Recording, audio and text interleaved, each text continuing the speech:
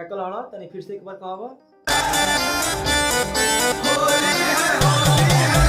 अच्छा होली आ गई। अरे बाप रे खेसारी पिया, हमरा तो पता ना रहे मर्दे की होलियो आ गई। मतलब तहारा ये वीडियो से और टीजर के देख के हमरा लग गई कि हाँ अब तो होली आवे वाला बा।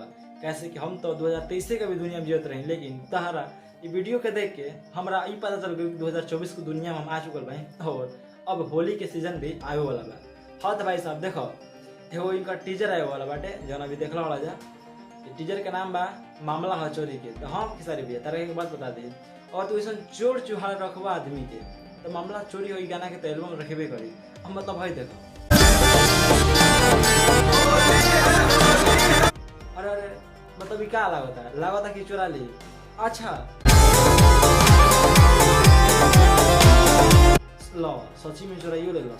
अरे भाई साहब हमारा लागत रहे कि मतलब चोराई, लेकिन इस साफा में तो मतलब चोरा लग।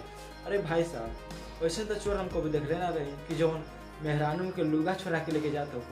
अरे खेसारी भैया कैसे कैसे मतलब चोर आदमी रख ले बड़ा, कम से कम चोराओ तो बा तो कुछ दूसरा चीज नहीं चुराओ, मर की औरत की कोई साड़ी चुरा के लेके भाग रहा बा।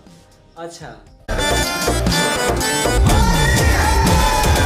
अरे बाप रे यहाँ मतलब पुलिसों भी आगे बढ़ा। मतलब भाई साहब लगातार रिपोर्ट लिखाई कैसे कि मामला चोरी के मतलब कि चोरा लेवल गई बा ना ये वजह से। देखो पवन सिंह के एगो गाना ही टिकुलिया है राजा जोना में आप लोग बता दें कि वो वकील दरोगा पुलिस मतलब ओकरा में एक से एक आदमी बढ़ 4-5 गो लोग रहा। वही अनुसार देख के खेसारी भैया वो के कॉपी कर लो, वो कॉपी करके अब अपना भी सॉन्ग में काला बढ़ा दरोगा। भाई साहब फर्स्ट अपन देखते खेसारी भैया के गाना में मतलब दरोगा बढ़ा।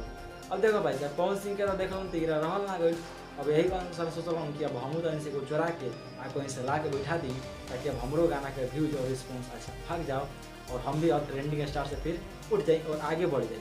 तो सबको बता दी देखिए अभी तो इनका ऊपर फिर एगो दबाव बाटे, फिर से इनका रिलाई हुई बाटे जो ना कारण बस खेसारी भैया आप तो दूसरा चैनल पर जान लगा सकला।